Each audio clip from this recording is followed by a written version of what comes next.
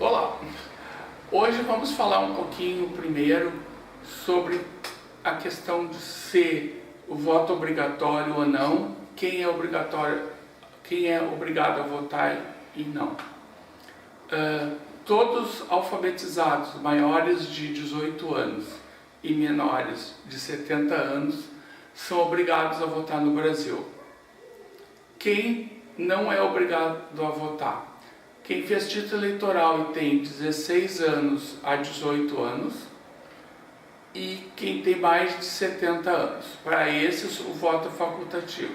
E para todos os analfabetos também o voto é facultativo.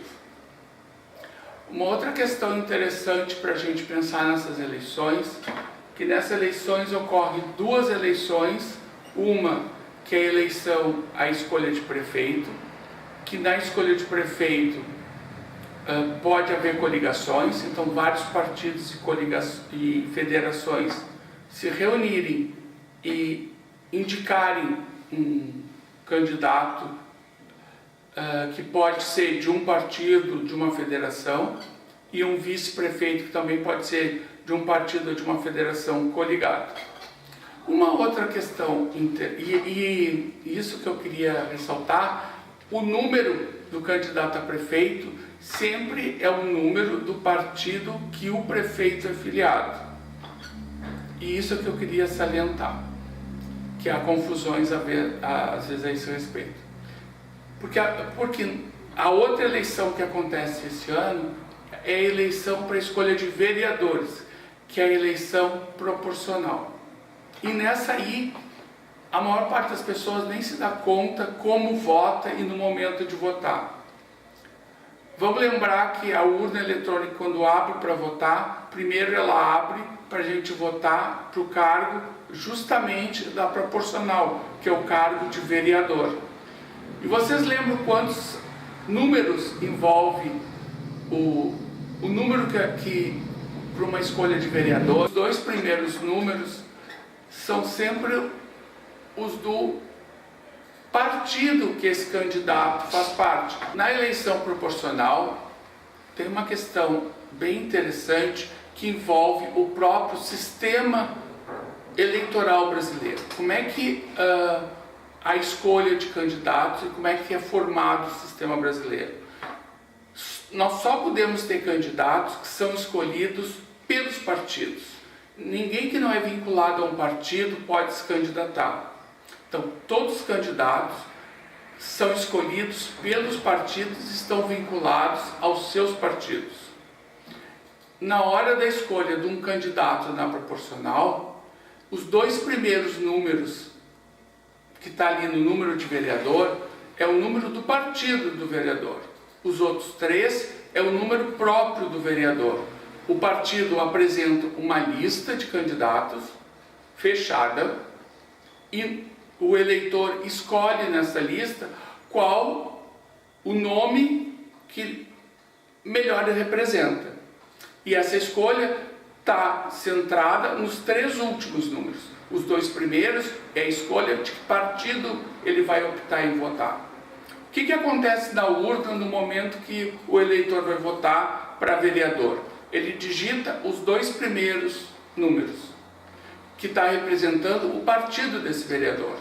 E se ele parar ali e ele der confirma, ele está votando no voto de legenda, que é um voto muito importante, que é um voto que é computado para todos votam isso primeiro, que é o voto da legenda, que vai compor o coeficiente eleitoral que vai determinar quantas cadeiras um determinado partido vai ter direito na Câmara de Vereadores.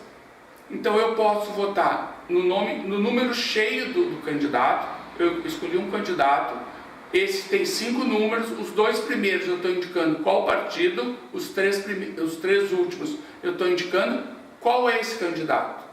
Mas eu também tenho a possibilidade de digitar só os dois primeiros e dar um confirme.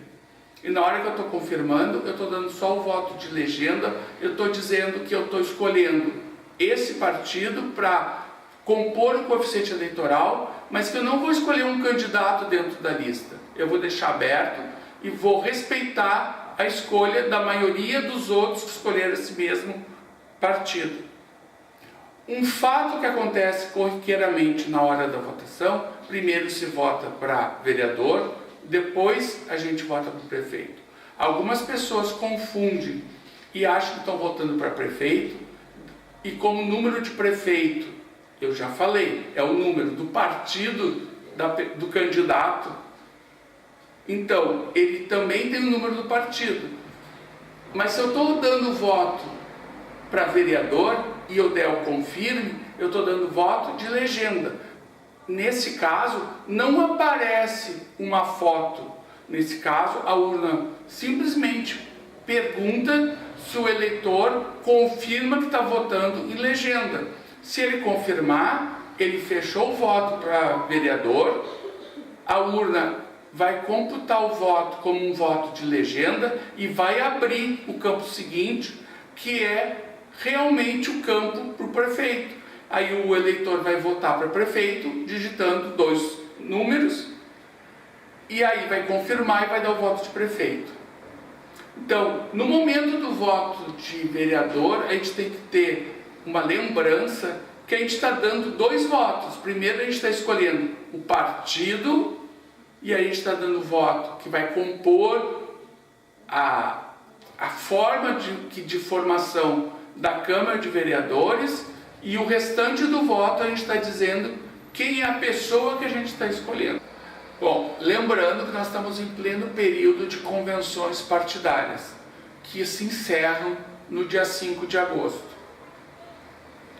Nesse período, os partidos e as federações estão escolhendo se vão participar da eleição majoritária com candidatos próprios, se eles vão se coligarem a outros partidos, e estão escolhendo os seus candidatos a vereador. Após a convenção, eles têm 24 horas para transmitir para a Justiça Eleitoral a ata da convenção, inclusive com os dados já dos candidatos, a escolha do número que esses candidatos vão concorrer e informações básicas dos candidatos.